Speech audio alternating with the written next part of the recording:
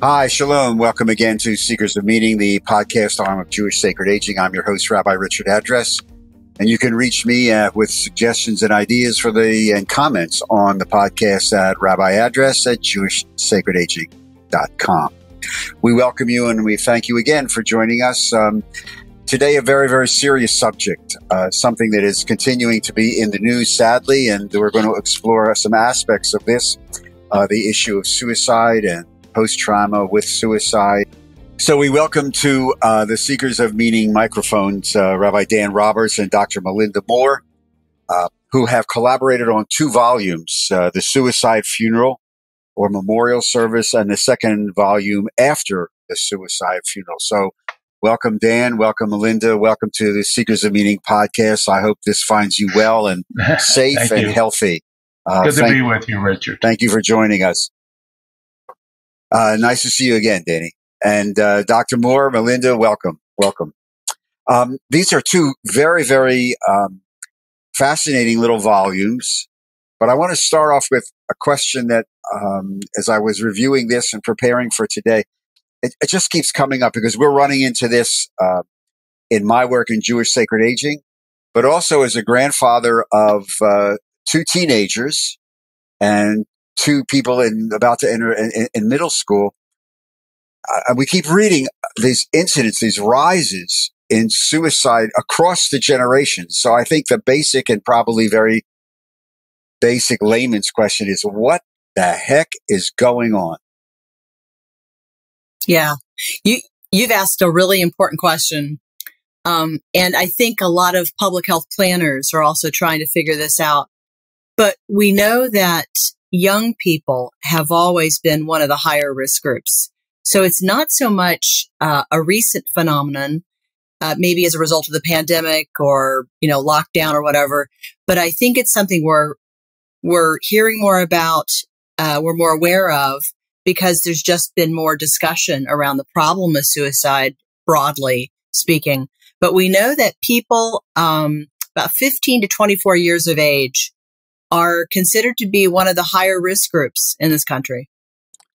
There's a lot of grandparents who are going to be listening and watching this because that's basically our demographic. And we are aware of in the pandemic and isolation and loneliness, etc. And we know the statistics about older adult men who commit suicide. And sometimes, it's an automobile accident that's really suicide. But it's extremely troubling.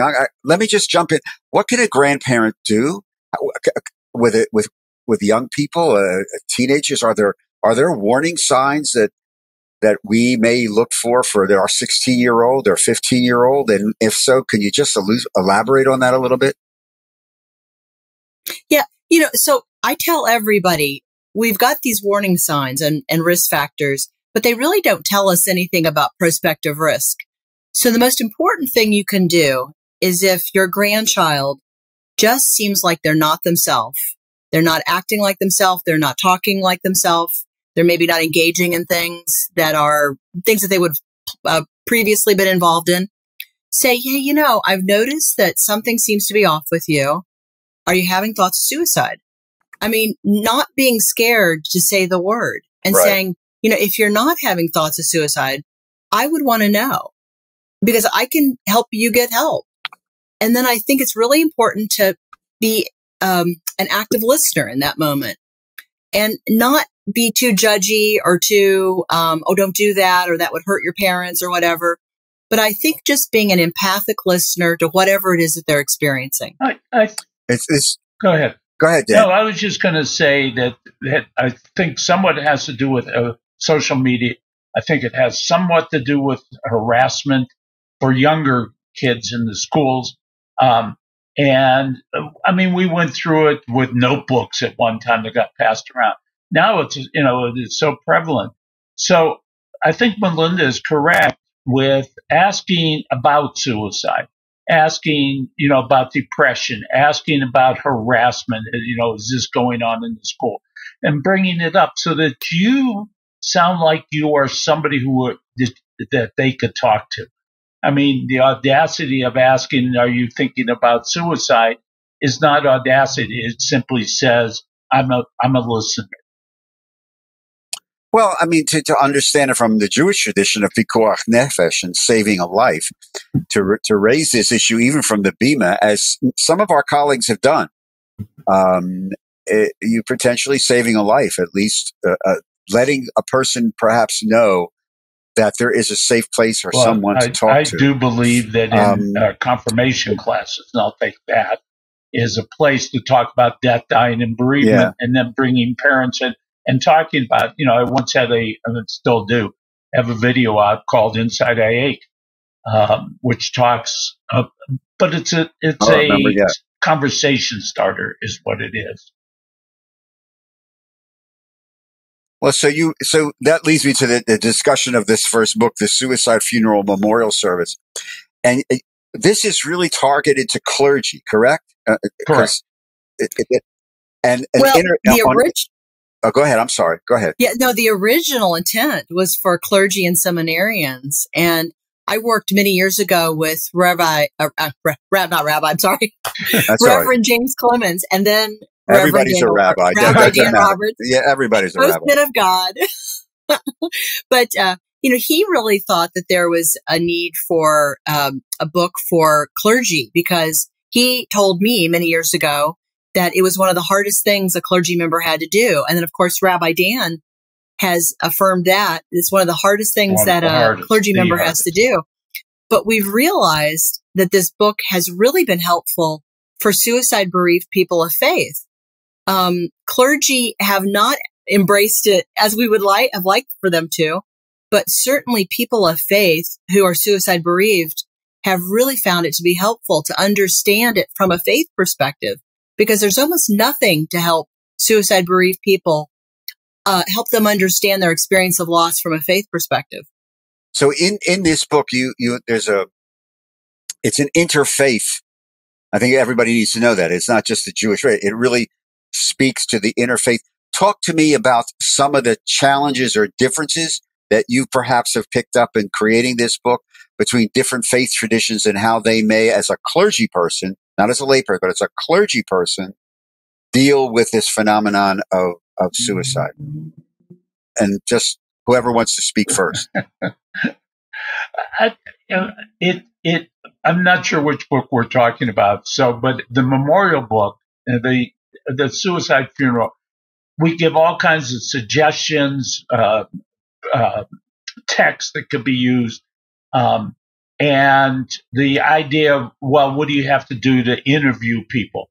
But most importantly, that it should be a word that is brought up in the suicide funeral, that it is a suicide, and it's not a way to get to the next world faster, because we're worried about contagion equally as well in that book. So it is a book that is cross-faith, that anybody could pick up and find out for themselves as they get through this very, very difficult moment in their life. I mean, being a clergy person and doing a suicide funeral takes your guts out, is what it really Danny, does. what do you mean by, Danny, you use the word contagion. Unpack that for me. What do you mean by contagion? Well, the big issue in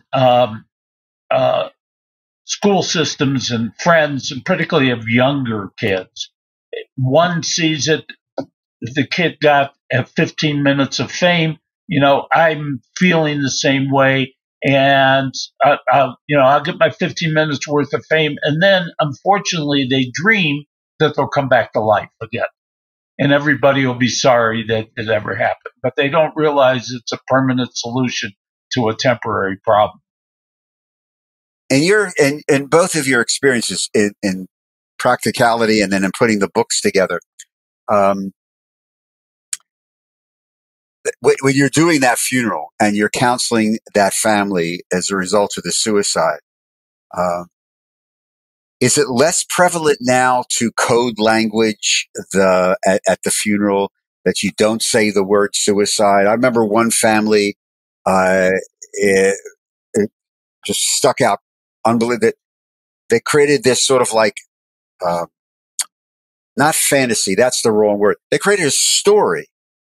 But the reality is, this person committed suicide, but nobody wanted to Rich, really can I stop you speak for it. 1 minute and get Yeah. you away from the C word, the commitment word? So the practical usage now is they died by suicide by their own hand. So I'm going to get you away from that word, but the fact is that what we're suggesting is that you don't code it so that people don't think that it didn't happen, because everybody's going to guess and everybody is going to skirt around the elephant in the room. And what we're saying in that book and in the next one, to bring it out, to admit, let me find a way of new meaning out of life. So you alluded to the quote, the next book, unquote. So that book after the suicide funeral. Melinda, you, in that book, we talk about trauma, and we talk about, I think the phrase that I wrote down is faith as a survival modality. Faith as a survival modality. What does that mean? Yeah. Well, it's one of the many modalities, but it's a powerful modality that we don't talk about. And certainly in psychotherapy, and I'm coming out of a science background. I'm a clinical psychologist. I've been steeped in the science around suicide. But oftentimes what happens when the worst happens to a family, when they lose a loved one, a cherished child or spouse or parent, they oftentimes don't know how to think about this, how to cope with this. It's a traumatic event. And in any other circumstance, people might say, how am I going to make it through this? And I might rely upon faith. In my profession, for too long, we have been hostile to faith. We've been rejecting of faith. And what Rabbi Dan and I are saying in this book is that faith is a powerful tool for circumnavigating any kind of difficult experience. But when the worst happens, and we really both believe, as suicide bereaved people ourselves, that this is one of the worst traumas that can happen to an individual, to a family, that thinking about embracing your faith as a way of surviving it, and also perhaps at some point in time down the road to provide some meaning to the changes that are created within you. So, all is not lost. While we can't bring back our loved one, there are things that we can do that are powerful and meaningful in our lives as a result of the changes that are created within us because of this loss. And so that's kind of what we mean by the invoking of faith in this book. Yeah, go ahead, Dan. So many people have used faith as a tool to get them where they are, and then suddenly, when there's a loss by suicide, that they suddenly think that God didn't do what, the cosmic God I want to do, and they give up on using this tool. And so what we're saying is a return to hope, a return to the fact, my imagery is Jacob walking away from the Jabbok River, and he's limping, but he also was blessed. And now we need to find out, even though we're going to limp the rest of our life, what is the blessing that is going to come out of this? So go ahead. Now, so are you saying that even in this trauma, someone can emerge with hope? Well, absolutely, and find new meaning. I will use myself, since my dad died by his own hand. The fact that I never would have ended up in the rabbinate if my dad had lived. I mean, he was owned a hardware store in a small little city in Ohio, and because of his death and the trauma that I went through, and for the years I can never say anything about it at that time, at how my dad died. But I ended up in the rabbinate, and it led me to doing thanatological work and writing on suicide and so forth. I'm a blessed person, but I certainly didn't think of it back then. But, I am a different person. And I just want to encourage anybody going through this that they could walk away or limp away, I would like to use the imagery, and end up doing things that they never would have thought that they would have done. But Melinda, as a therapist, and you write a little bit, and I think one of the essays about trauma, and it's a word that we're hearing more and more of now, especially in the last 20 years, since we've never really dealt with the trauma of 9/11, and we certainly haven't dealt with the trauma of COVID. At least I don't think so.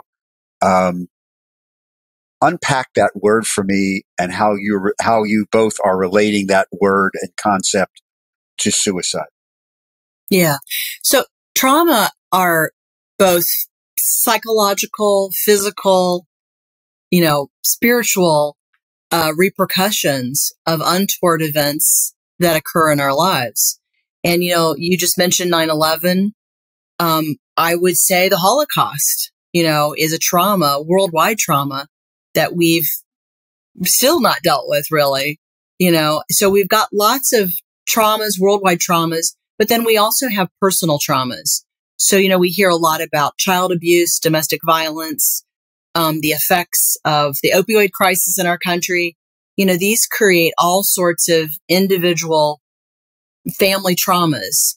And when a suicide occurs, and usually what we know from the new science around suicide is that it's usually a constellation of things. There's not one particular reason why an individual will die by suicide or attempt suicide.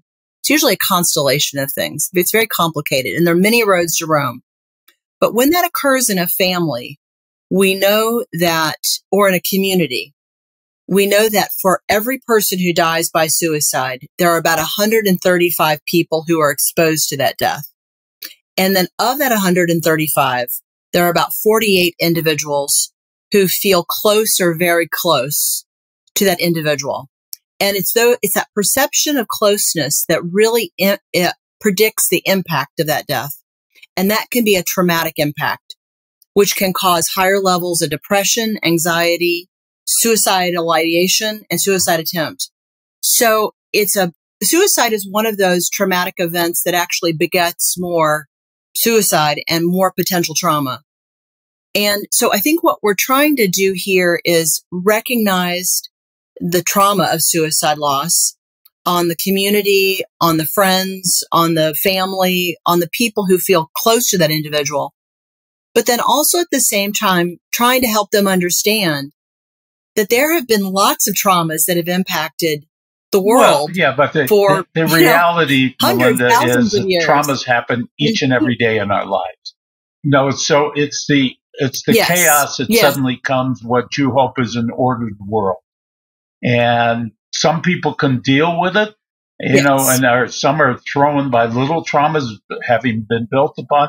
But it is the picking up ourselves up and trying to go on and finding new meaning. Most of us do it every day and we're fine. But great traumas, the death of somebody. Think of all the soldiers coming home. We haven't even talked about the suicide among the veterans, which is astronomical, and the military is dealing with. But that's the loss of somebody that you feel close to and so forth. So this is the trauma of all traumas. I mean, you start from point zero in mourning, and you got to ramp up after that. But most importantly, that I lost my train of thought. The fact that you feel responsible, you feel guilty. I should have done. I could have done. I should have known, and all the other kind, which adds to this trauma that other traumas don't have. Is there a lot of suicide's different because of this. So it's unlike any other cause of death. Other causes of death, you can point to cancer, or you can say they died of a heart attack. But with suicide, it's different because the person does it to themselves. And inherently in that is some suggestion that the people who cared and loved them and felt close to them perhaps could have intervened or done something, or they oftentimes look to themselves and say, what did I do wrong? What did I not do? Then it's a rejection. And because of that. Yeah, it's a rejection too of me. Why do they want to leave me? Mm-hmm. You got that as well. Like, they could have just divorced me. They didn't have to kill themselves, or they could have just left home or whatever. But I think that's the unique thing about suicide, and why another thing we're wanting to make the point is that suicide is different than other causes of death. And we have to really look at it, acknowledge the trauma of it, but also recognize that there are things that people can do to not just pick themselves up the ground, but they can actively do to facilitate this potential for growth in the aftermath of this traumatic event. Such as, what can people do? I mean, one of the things we can do is you can do therapy, but you don't necessarily need a therapist. I mean, I think if we had clergy who were more aware, informed of the potential for growth in the aftermath of such a traumatic event as suicide, there would be an incredible opportunity to grow spiritually. I mean, it changed my career. My husband died in 1996 from suicide, and I was in the medical field, but I was headed in a totally different direction, had no interest in clinical psychology. And it wasn't until I had this really traumatic loss, that I began investigating suicide, and I got involved in suicide prevention. And as a result, I ended up getting a PhD in clinical psychology and became a suicidologist. So it changed my career trajectory in a profound way, but it also changed me spiritually. But the people around me, so I was a new Catholic at the time, they really didn't know how to talk to me about it. And this is why this part about listening, even if a clergy member doesn't really know how to think about suicide, or they're questioning their faith's policy around suicide, they can't really answer the question, where is my loved one? I still think listening to the suicide bereaved person and helping them feel not alone in that walk, and their maybe frustration with God, their disappointment in what's happened, but helping them also recognize the fact that whatever their practice of faith is, can be an incredible strength and support for them as they move through this experience. Clergy are in the business of hope. If you think about what prayer is and its resilience as well. So the clergy have an opportunity to give something that a lot of others can't get anywhere else. So can I? Yeah, go ahead. So Dan, let me ask you, because you guys are talking about the clergy, and the books are obviously, that's one of the major. We know from, I teach in a couple of seminaries. If I'm a clergy person listening to this, regardless of denomination, where do I go if I want to get some additional training? Because in most of the seminaries that I'm familiar with, there's no class in, where do I go? Well, you're so lucky, because this summer on Monday, June 26th and Tuesday, June 27th, we're actually going to have a national clergy conference at my university, at Eastern Kentucky University. And we're going to be talking about this very subject from an ecumenical perspective. How do communities and congregations address suicide from a faith perspective? Not only how do we create capacity within faith communities to do suicide prevention, but then how do we help those individuals who are left behind in the wake of suicides? And then Rabbi Dan is actually going to do something on how do you conduct a funeral for somebody who's died by suicide? And then how do you help the family and the friends in the aftermath and do aftercare? So we're doing trainings.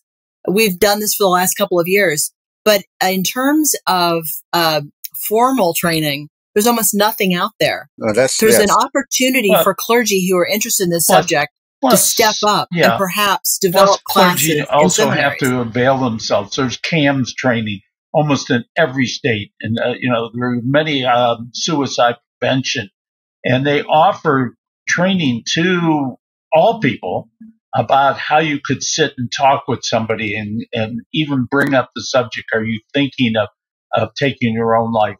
What means and what are you doing? And, and then even getting rid of the weapons or pills or whatever else. So there is training out there. Clergy just have to think it's a priority, and that although it may never occur in the life of or the career of a clergy person, they better be ready if it should happen. Well, let me get back to the training session Yep. at Eastern Kentucky, right? Is that where you are? Okay, so is this Yeah. in person, hybrid, or just virtual? It's going to be hybrid. We're going to have in-person participation, and then we're going to also have an opportunity for people to participate Even via better, Zoom. it's free. Okay, let me couple. Well, let me get to this because this is important stuff. Okay, What are the dates? It's Monday, June 26th and Tuesday, June 27th. It's 2 days of training. And it's at Eastern Kentucky University, which is in Richmond, Kentucky, about 20 miles southeast of Lexington, Kentucky. You can fly in, you can drive in, or you can Zoom in. And according to what Danny's saying, there's no cost, right? That is to be determined. We may have to be charging a small charge because there will be food available for those in person. We're actually putting the conference together right now. But I can tell you right now, it's going to be the best of the best in terms of training for clergy. It's going to be a clergy who are working at the intersection of faith and suicide prevention, training clergy. Okay, and it's ecumenical. So we've got a broad range of faith perspectives represented. The books are available through Amazon, bookstores, or they're all online. Tell me about that real fast. Through Amazon or through our publisher, Whitfinstock. Oh, okay. Very good. One last question, because it really follows up on the conversation we've been having about trauma, the impact of trauma. There's this wonderful line in the After the Suicide Funeral book, which I think I just want to close with this. It goes like this, quote, like a garden, post-traumatic growth takes patience and time, unquote. What does that mean? Well, somebody. It means that the eventual where you're going to end up, you don't know. You are going to end up as Jacob did. He ends up with a different name and blessed. Well, how does that blessing come out? How did his life end up as Yisrael? He's a different person with a different name now. And I would only say that anybody going through this, you will be different if you allow yourself. There's one beautiful imagery. If you don't build a hut in the middle of the Golden Gate Bridge, you get to the other side. And if you get there, you will find that you are a different person, maybe a better person than you ever would have been, but you won't be the same person, just as Jacob walked away with a limp. And it takes time, as you're alluding to. And I would imagine from both the spiritual and clinical perspective, one size doesn't fit all, and that every person's individual journey is unique to that individual, and it has to be judged by your own individual universe of experience. Victor Frankl reminds us that you have to have a meaning to your life. Great book, Man's Search for Meaning. Rabbi Dan Roberts, Dr. Melinda Moore, thank you very much for joining us today on this very important conversation about suicide and aftermath and clergy and ritual and this whole, as I said, universe that surrounds this, and not being afraid to talk about it, and not being afraid to raise it from the pulpit, and not being afraid to teach it. So all of you, thank you. Thank you. Thank you, Rich, for doing this. Thank you. Thank you very much. Thank you again for joining us on today's edition of Speakers of Meaning, the podcast arm of Jewish Sacred Aging. Our thanks to our producer, Steve Lebetkin, because these podcasts are recorded at the offices and Lebetkin Media in Cherry Hill, New Jersey. Thank you, Steve. We look forward to seeing you on our next Speakers Bit meeting. And that, in the meantime, take care, stay safe, be healthy, and be kind to one another. Thank you.